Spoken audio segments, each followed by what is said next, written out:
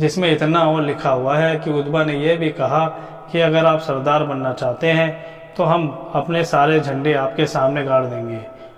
اس زمانے کا چلن تھا کہ جھنڈا سردار کے گھر گاڑ دیا جاتا تھا اور پوری زندگی آپ ہمارے سردار رہیں گے۔ اور اس روایت میں یہ بھی ہے جب آپ نے آیت تلاوت فرمائی تو عتبہ نے آپ کے منہ پر ہاتھ رکھ دیا اور رشتہ داری کا واسطہ دے کر کہا آپ اور زیادہ قرآن پڑھنا بند کر دیں۔ اس کے بعد عتبہ گھر جا کر بیٹھا رہا، قریش کے پاس نہ گیا۔ تو ابو جہل نے کہا اللہ کی قسم اے قریش، ہمیں تو یہی نظر آ رہا ہے کہ عتبہ محمد کی اور جھک گیا اور اسے محمد کا کھانا پسند آ گیا، اور یہ اس نے اس وجہ سے کیا کہ وہ غریب ہو گیا ہے، چلو ہم اس کے پاس چلتے ہیں۔ چنانچہ سب عتبہ کے پاس پہنچے تو ابو جہل نے کہا او عتبہ، اللہ کی قسم ہم تمہارے پاس اس وجہ سے آئے ہیں کہ تم محمد کی اور جھک گئے ہو اور تمہیں ان کی بات پسند آ گئی ہے۔ اگر تمہیں مال کی ضرورت ہے تو ہمیں تمہیں اتنا مال جمع کرا دیں گے کہ تمہیں محمد کا کھانا کھانے کی ضرورت نہیں رہے گی۔ اس بات پر عتبہ بگڑ گئے اور اس نے خدا کی قسم کھا کر کہا وہ کبھی محمد سے بات نہیں کرے گا۔ کہا کہ تم لوگوں کو اچھی طرح معلوم ہے میں قریش کے سب سے زیادہ مالدار لوگوں میں سے ہوں، لیکن بات یہ ہے کہ میں محمد کے پاس گیا تھا۔ پھر عتبہ نے پوری بات تفصیل سے بتائی۔ اللہ کی قسم محمد نے میری بات کا ایسا جواب دیا جو نہ جادو، نہ شاعری اور نہ کہانت، اور محمد نے یہ آیتیں پڑھ کر سنائی تو میں نے ان کے منہ پر ہاتھ رکھ دیا اور ان کو رشتہ داری کا واسطہ دے کر کہا وہ سب بند کر دے، اور تم جانتے ہو محمد جب کوئی بات کہتے ہیں وہ غلط نہیں ہوتی، تو مجھے ڈر ہوا کہ تم پر کہیں عذاب نہ اتر آئے۔ حضرت ابن عمر رضی اللہ عنہ فرماتے ہیں کہ قریش حضور صلی اللہ علیہ وسلم کے بارے میں مشورہ کرنے کے لیے جمع ہوئے اور آپ مسجد میں بیٹھے ہوئے تھے تو خود عتبہ بن ربیعہ نے قریش سے کہا مجھے اجازت دو میں محمد سے جا کر بات کروں، مجھے امید ہے کہ میں تم لوگوں کے مقابلے میں ان سے زیادہ نرم بات کر لوں گا۔ عتبہ وہاں سے اٹھ کر آپ کے پاس آ کر بیٹھ گئے، کہنے لگے اے میرے بھتیجے، میں سمجھتا ہوں کہ آپ ہم سب سے بہترین گھر والے، سب سے زیادہ رتبے والے ہیں، لیکن آپ نے اپنی قوم کو ایسی مصیبت میں ڈال دیا ہے کہ کسی نے اپنی قوم کو ایسی مصیبت میں نہ ڈالا۔ اگر اس کام میں آپ مال جمع کرنا چاہتے ہیں تو آپ کی قوم اس بات کی ذمہ دار ہے کہ وہ آپ کو اتنا مال جمع کر کے دے کہ آپ ہم سے سب سے زیادہ مالدار ہو جائیں گے، اور اگر آپ سرداری حاصل کرنا چاہتے ہیں تو ہم آپ کو اپنا سردار بنا لیں گے۔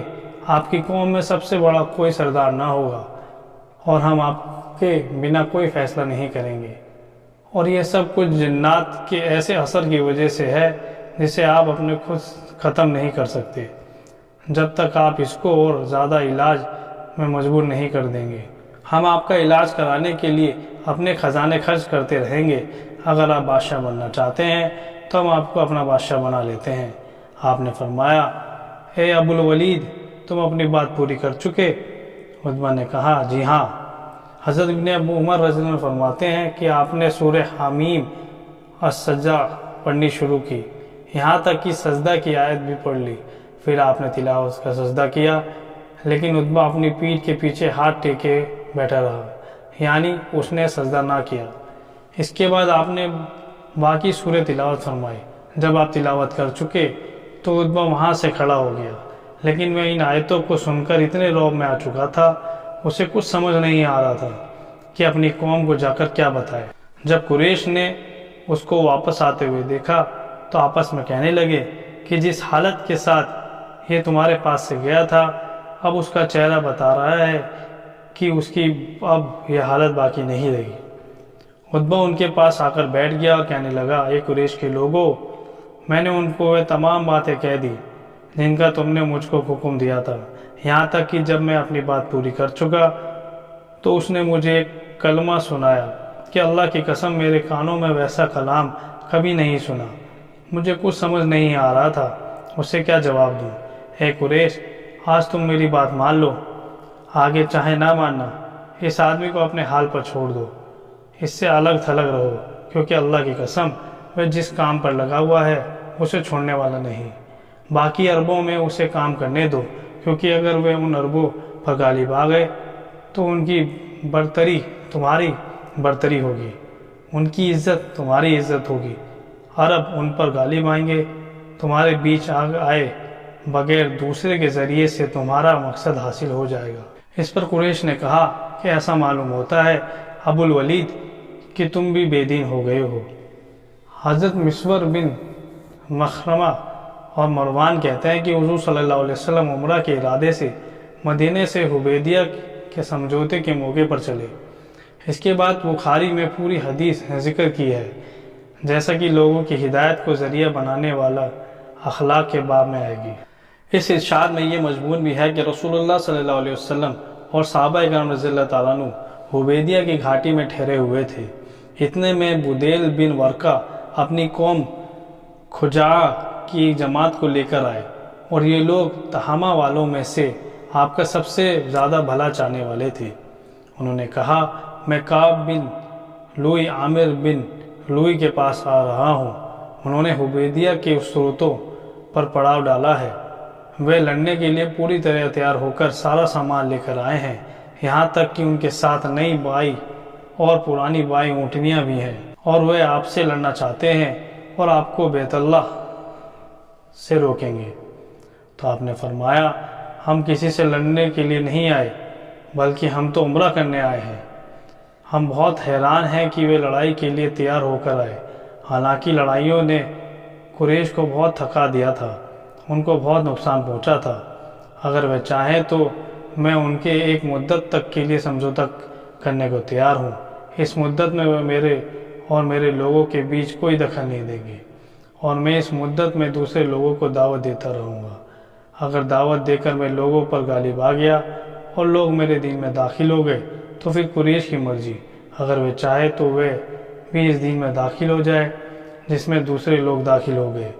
اگر میں غالب نہ آیا اور دوسرے لوگوں نے غالب آ کر مجھے ختم کر دیا تو پھر یہ لوگ آرام سے رہیں گے، اور اگر وہ اس دین میں داخل ہونے سے انکار کر دیں تو اس ذات کی قسم جس کے قبضے میں میری جان ہے، میں ان سے اس دین کے لیے ضرور لڑوں گا، یہاں تک کہ میری گردن جسم سے الگ ہو جائے، یعنی مجھے مار دیا جائے، اور اللہ کا دین ضرور چل کر رہے گا۔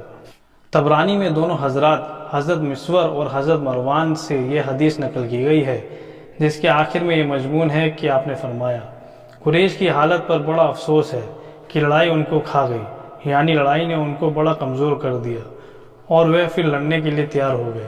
اس بات میں ان کا یہ نقصان ہے کہ وہ مجھے دوسرے عربوں میں دعوت کا کام کرنے دیں، بیچ میں دخل نہ دیں۔ اگر دوسرے عربوں نے غالب آ کر مجھے ختم کر دیا تو قریش کی دلی منشا پوری ہو جائے گی، اور اگر اللہ نے عربوں پر مجھے غالب کر دیا تو وہ قریش بھی سارے کے سارے اسلام میں داخل ہو جائیں گے، اور اگر قریش اسلام میں داخل قبول نہ کیے اور اگر قریش اسلام میں داخلہ قبول نہ کرے تو مجھ سے لڑ لے، اور اس وقت ان کے پاس طاقت بھی ہوگی۔ قریش کیا سمجھتے ہیں؟ اللہ کی قسم، جس دین کو لے کر اللہ نے مجھے بھیجا ہے میں اس کی وجہ سے ان سے لڑتا رہوں گا، یہاں تک کہ یا تو اللہ مجھے غالب کر دے گا یا گردن میرے جسم سے الگ ہو جائے گی۔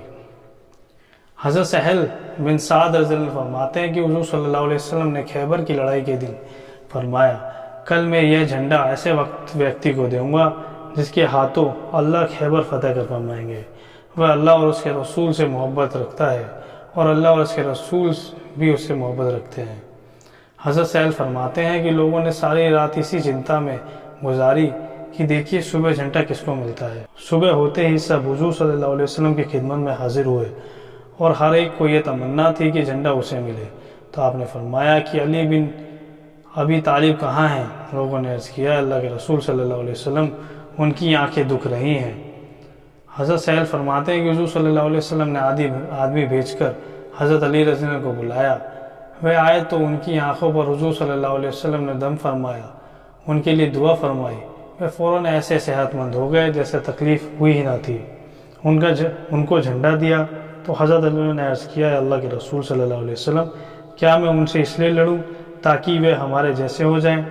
آپ نے فرمایا، تم اطمینان سے چلتے رہو یہاں تک کہ ان کے میدان میں پہنچ جاؤ، پھر ان کو اسلام کی دعوت دو، اللہ کے جو ان پر واجب ہے، اور ان کو بتاؤ، اللہ کی قسم تمہارے ذریعہ اللہ ایک آدمی کو بھی ہدایت دے دے، یہ تمہارے لیے اس سے بہتر ہے کہ تم लाल ऊँट मिल जाए।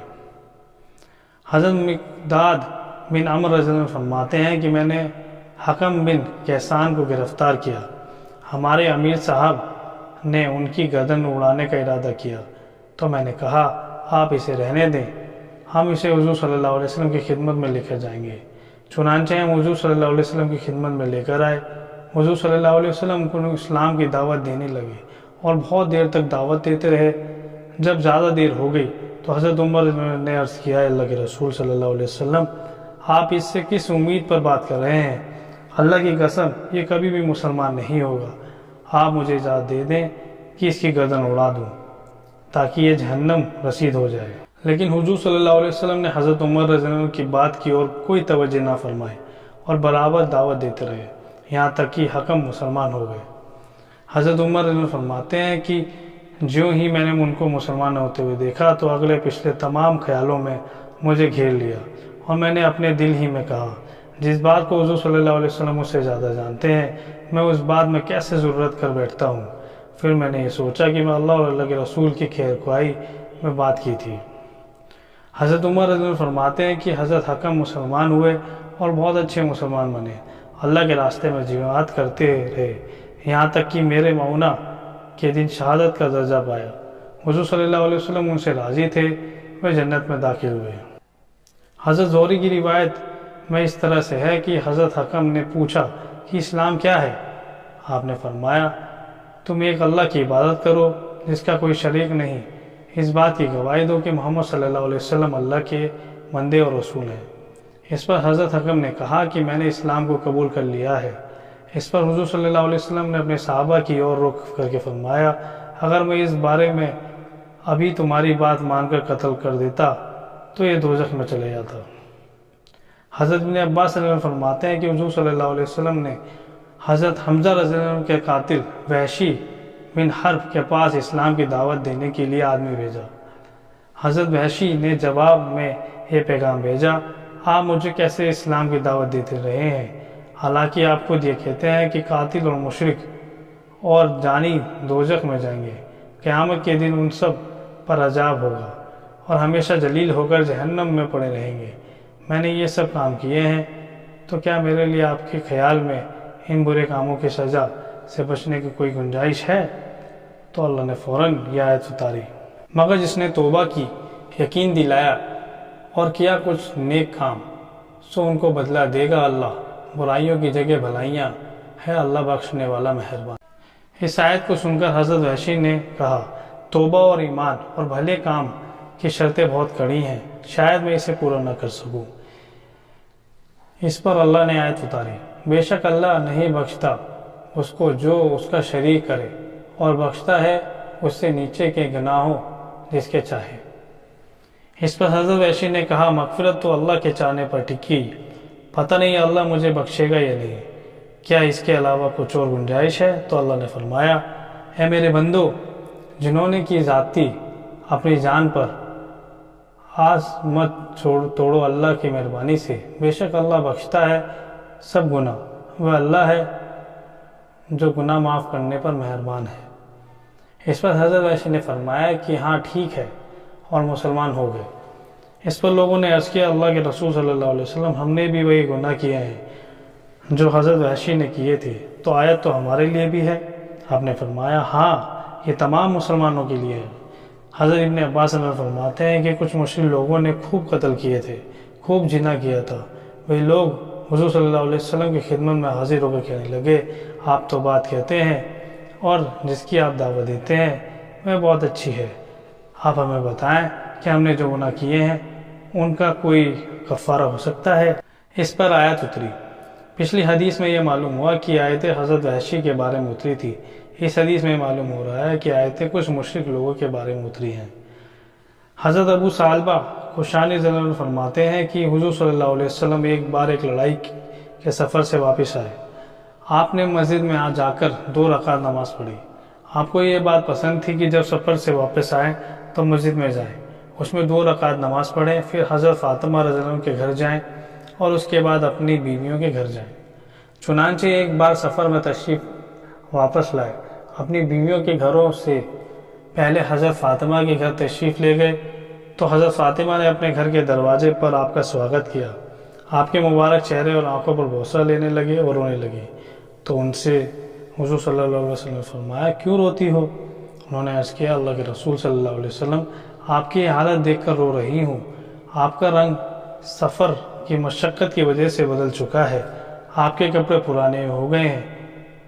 تو ان سے آپ نے فرمایا اے فاطمہ مت رو، اللہ نے تمہارے باپ کو ایسا دین دے کر بھیجا ہے جس کو اللہ دھرتی پہ ہر گھر، پکے مکان اور کچے مکان اور اونچی خیموں میں داخل کریں گے۔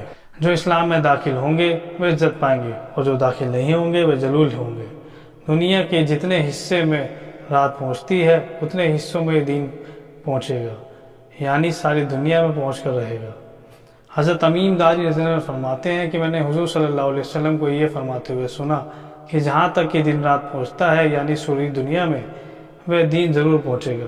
کچے اور پکے گھر میں اللہ اس دین کو جا کر داخل کریں گے، ماننے والوں کو عزت دے کر، نہ ماننے والوں کو ذلیل کر کر۔ چنانچہ اسلام اور اسلام والوں کو اللہ عزت دیں گے، کفر کو ذلیل کر رسوا کریں گے۔ حضرت تمیم داری روایت فرماتے ہیں کہ میں نے ایک منظر کو اپنے خاندان میں اچھی طرح دیکھا ہے کہ ان میں سے جو مسلمان ہوئے خیر و شرافت اور عزت نے اس کے قدم چومے، اور جو کافر رہے وہ ذلیل ہوئے، ان کو چھوٹا بننا پڑا اور جائزہ دینا پڑا۔ حضرت انس رضی اللہ عنہ فرماتے ہیں کہ حضرت ابو موسیٰ رضی اللہ عنہ نے مجھے تستر کی جیت کی خوشخبری سنانے کے لیے حضرت عمر رضی اللہ عنہ کے پاس بھیجا۔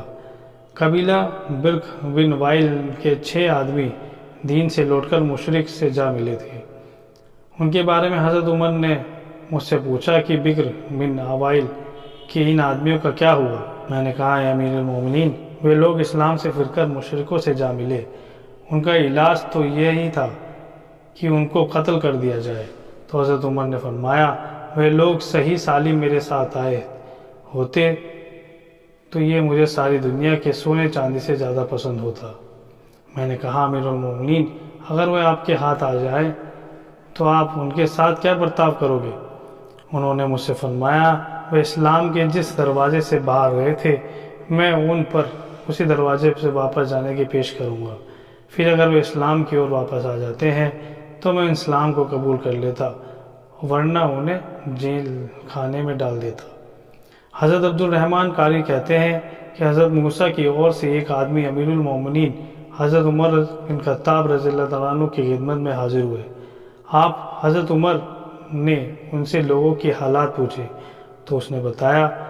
پھر حضرت عمر نے فرمایا کیا کوئی عجیب و غریب بات تمہارے پیش آئی ہے؟ اس نے کہا ہاں، یہ عجیب پیش آئی ہے کہ ایک آدمی مسلمان ہو کر پھر کافر ہو گیا۔ حضرت عمر رضی اللہ عنہ نے فرمایا تم نے اس کے ساتھ کیا برتاؤ کیا؟ اس نے کہا اسے بلا کر اس کی گردن اڑا دی۔ حضرت عمر نے فرمایا کیا تم نے اسے 3 دن قید کیا اور ہر دن اسے ایک روٹی کھلائی، اسے توبہ کرائی؟ اگر تم ایسا کر لیتے تو شاید یہ توبہ کر لیتا اور اللہ کے دین میں واپس آ جاتا۔ اے اللہ میں اس موقع پر موجود نہیں تھا اور نہ ایسا کرنے کا حکم دیا، اب جب مجھے اس واقعے کا علم ہوا ہے تو میں اس سے راضی بھی نہیں ہوا۔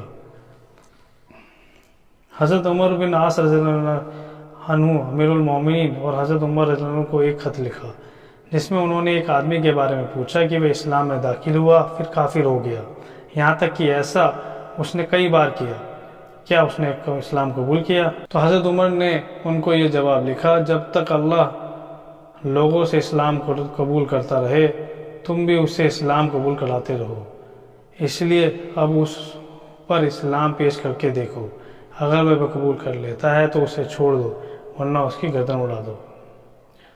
تو حضرت ابو ایمان جونی کہتے ہیں کہ حضرت عمر رضی اللہ عنہ کا ایک عیسائی سنیاسی کا پاس سے گزر ہوا تو وہ وہاں کھڑے ہو گئے۔ لوگوں نے راہب کو پکار کر کہا وہ امیر المومنین ہے۔